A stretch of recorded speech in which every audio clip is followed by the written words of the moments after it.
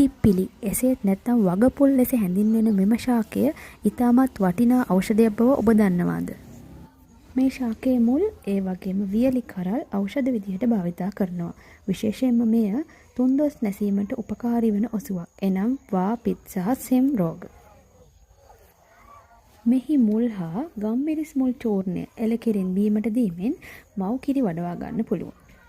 පණු රෝගවලට තිප්පිලි හා වලග සහල් කබලේ බෙදලා කුඩු කරගෙන උදෑසන හිස් බඩ මී පැණි සමග ආහාරයට ගන්න පුළුවන්. ඒ වගේම එය චර්ම රෝගවලටත් ගුණදායකයි. ගෑස්ට්‍රික් රෝගයටද තිප්පිලි මී පැණි සමග කෑමට ගන්න පුළුවන්. ක්ෂය රෝගයට තිප්පිලි ගිතලින් බැද සහිඳ ලුණු සමග අඹරා කෑමට දෙනවා. ඒ වගේම තිප්පිලි කටුවැල් බටු සමවගෙන චූර්ණ කොට මී පැණි සමග ආහාරයට ගැනීමෙන් කැස්ස සුවපත් කරගත හැකියි. ඒ විතරක් නෙවෙයි කැස්සට මෙහි දළු සම්බෝලයක් විදිහට හදාගෙන කෑමට ගන්න පුළුවන්.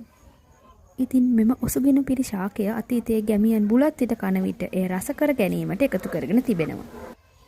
ඉතින් අතීත ජනයා තම නිරෝගී දිවි පැවැත්මට මෙවැනි ශාක තමන්ගේ හොඳම මිතුර බවට පත් කරගත්තා. නමුත් වර්තමානයේ වෙන විට මෙම ශාක අපේ ජීවිතෙන් ඈත් වෙලා යන එක කනගාටුවට කාරණා.